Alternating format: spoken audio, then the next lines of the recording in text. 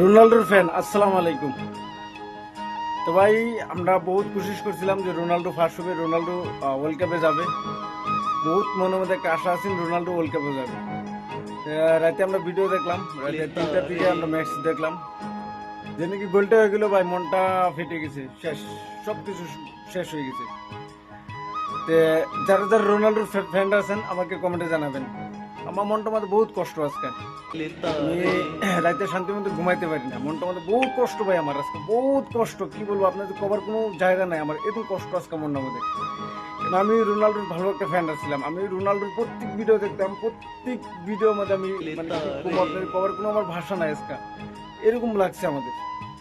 আমি রোনাল্ডোর একটা ভালো একটা ফ্যান ছিলাম আমি, আমার আজকে প্রচুর খারাপ লাগছে, এরকম লাগছে আমার বুকটা আজকে ফেটে যাচ্ছে, এরকম লাগছে যে নাকি রোনাল্ডো গোল খেয়েছে, আমার বুকটা ফেটে গেছে, আমার এরকম লাগছে।